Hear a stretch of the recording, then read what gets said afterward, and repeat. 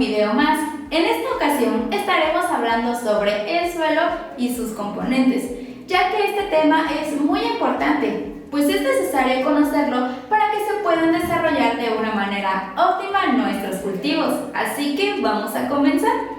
El suelo es una capa delgada que se ha formado muy lentamente a través de los siglos con la desintegración de las rocas superficiales por la acción del agua, los cambios de temperatura y el viento.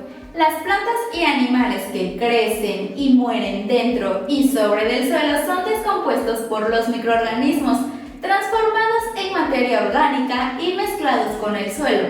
A continuación te explicaré un poco de cómo está conformado el suelo. Está compuesto por minerales, los cuales provienen de la roca madre que se deshace lentamente. También pueden ser aportados por el viento y el agua que los arrastran desde otras zonas erosionadas, seguido de la materia orgánica. Es el producto de la descomposición de vegetales y animales muertos. Puede almacenar gran cantidad de agua y es rica en minerales. De igual manera están los microorganismos o pequeños organismos. Son de dos tipos, los que despedazan la materia orgánica como insectos y lombrices y los que descomponen liberando los nutrientes como hongos y bacterias. Estos viven dentro del suelo, interviniendo para que la materia orgánica sea nuevamente utilizada por las plantas. Ayudan a pulverizar las rocas.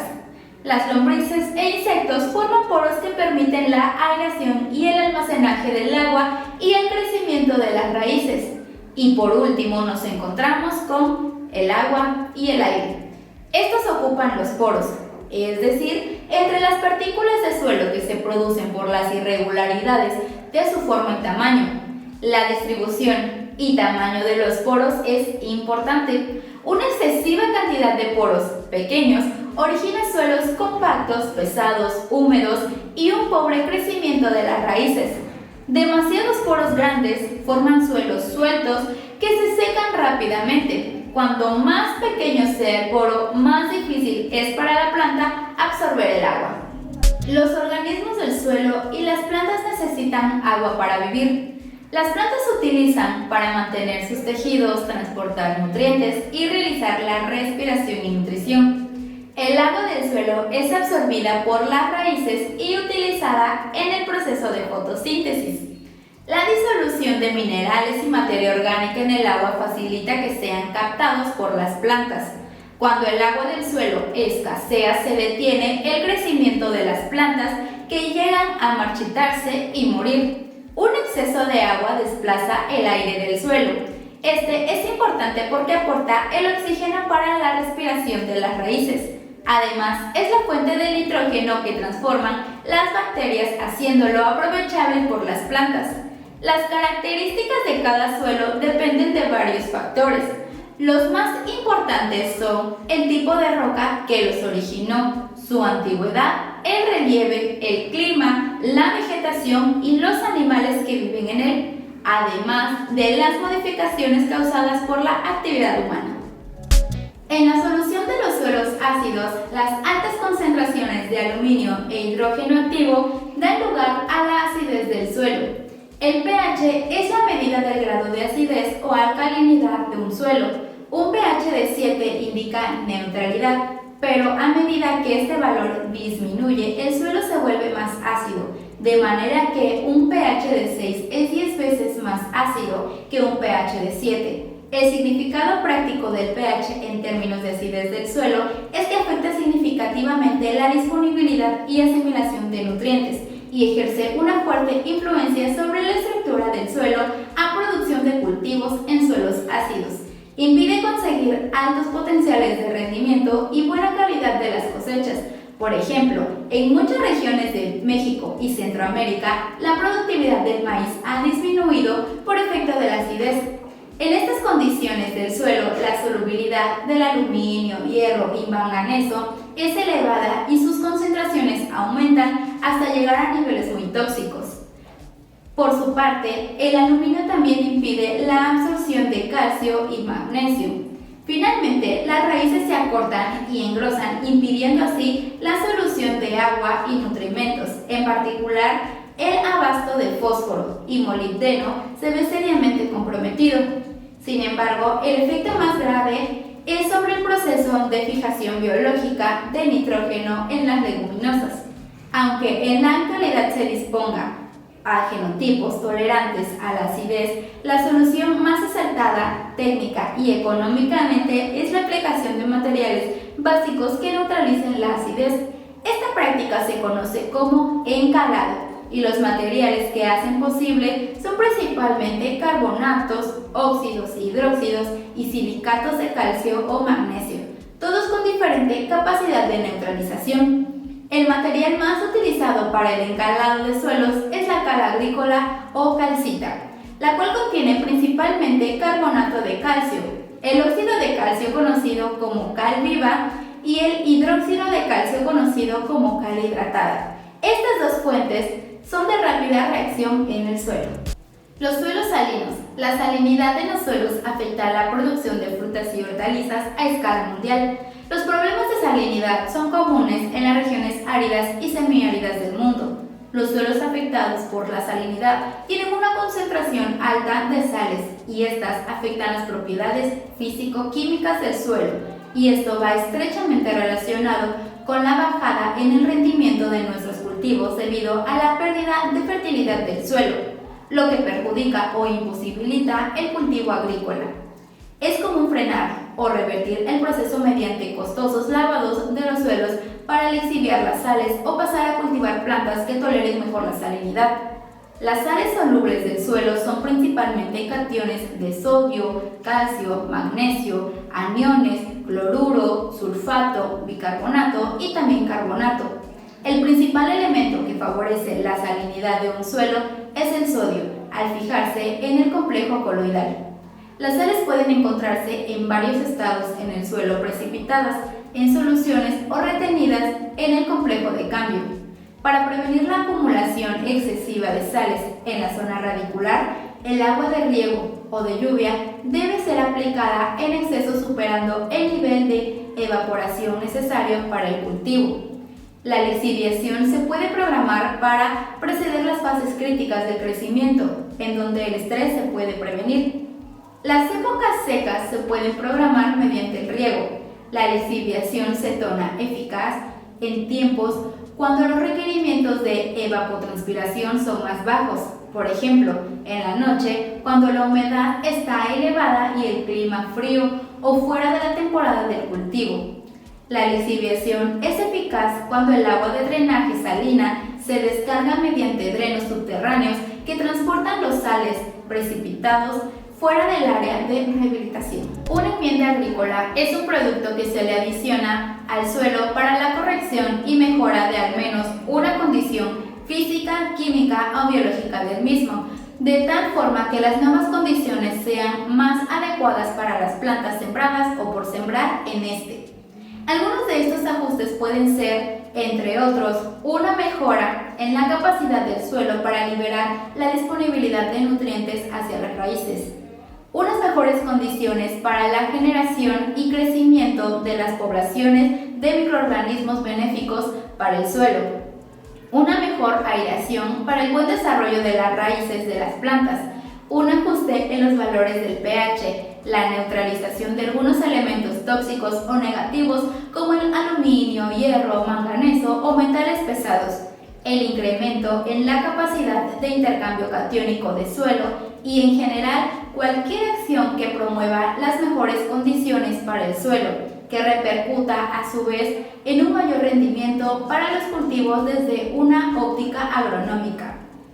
Estas nuevas condiciones le permitirán al suelo estar más aireado, permeable, biológicamente activo y con mejores condiciones químicas, lo que le ayudará a que libere y facilite una mejor disponibilidad de los nutrientes para el aprovechamiento por parte de las plantas y que favorezca un mejor desarrollo de las raíces del cultivo ya establecido o próximo a sembrar. Micorrizas en el suelo. Se entiende por micorrizas a las asociaciones simbióticas entre los hongos y las raíces de las plantas vasculares. El papel de las micorrizas es de vital importancia a lo largo del periodo del crecimiento. Gracias a las micorrizas, el desarrollo simbiótico de la planta sucede de una manera satisfactoria y ambos salen beneficiados, tanto el hongo como la planta. Por otro lado, las raíces segregan azúcares, aminoácidos, ácidos grasos y otras sustancias orgánicas que benefician a los hongos.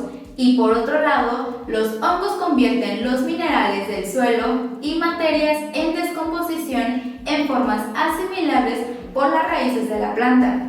Existen varios tipos de micorrizas. Unas de ellas son 1.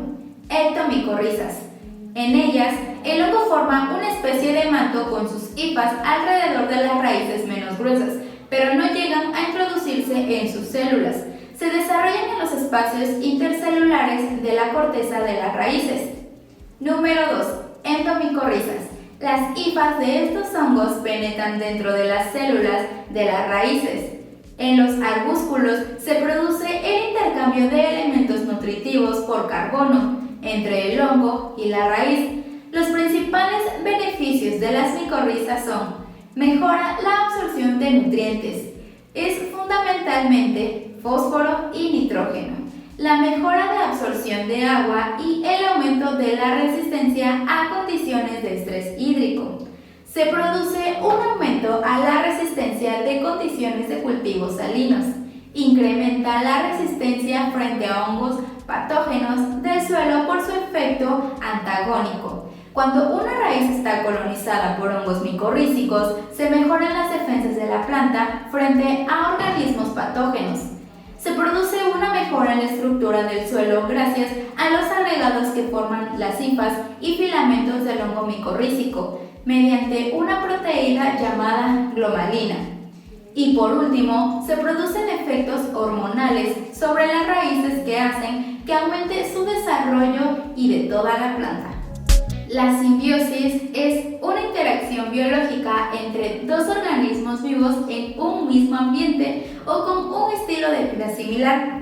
Cuando es benéfica para ambas especies involucradas, esta relación puede ser llamada mutualismo y son varios los ejemplos de esta reacción en la naturaleza. Esta forma de relación entre las especies trae un gran potencial para el desarrollo de nuevos e innovadores productos y procesos en la agricultura, cuando se observa la relación natural entre hongos y plantas. Es una relación simbiótica tan importante que tiene su propio nombre, micorrizas. Por eso, el uso de hongos en la agricultura tiende a crecer. Hacer uso de una herramienta propia de la naturaleza como la simbiosis puede traer muchos beneficios. Con más nutrientes siendo suministrados a las plantaciones, mientras ellas también se mantienen más seguras como plagas y enfermedades. La simbiosis ayuda a aumentar la producción y la rentabilidad de las prácticas agrícolas, lo que significa más comida siendo producida en un mismo espacio de tierra de una forma sostenible. La estructura del suelo. En el suelo se distinguen varias capas con diferentes estructuras y composición, también denominadas como horizontes. La capa más profunda es el horizonte C, formado por un lecho rocoso originario. Es el que confiere las características minerales al suelo. El horizonte A es el más superficial y donde enraiza la vegetación, es rico en materia orgánica. Su color es generalmente oscuro por la abundancia de materia orgánica descompuesta o humus elaborado. Entre ambos se denomina como horizonte B, formado por una mezcla de rocas y partículas de tamaño medio. Carece prácticamente de materia orgánica. La clase de estructura describe el tamaño medio de los agregados individuales en relación con el tipo de estructura de suelo de donde proceden los agregados.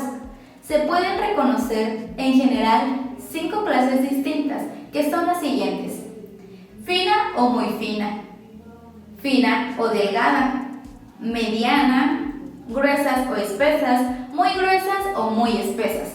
Por definición, el tipo de estructura describe la forma o configuración de los agregados individuales, que son 1. Estructuras granulares y migajosas. 2. Estructuras en bloques o bloques subangulares. 3. Estructuras prismáticas y columnares. 4. Estructura laminar. Y bien, ya conociendo la estructura del suelo, ahora veremos cuáles son los tipos de suelo. Continuamos con los tipos de suelo. El tamaño de las partículas minerales que forman el suelo determinan sus propiedades físicas, como la textura, estructura, capacidad de drenaje de agua y aireación. Como primer tipo de suelo nos encontramos con los suelos arenosos.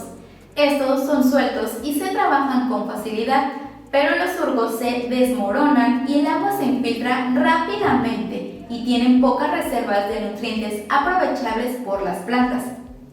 En el segundo tipo están los suelos limosos.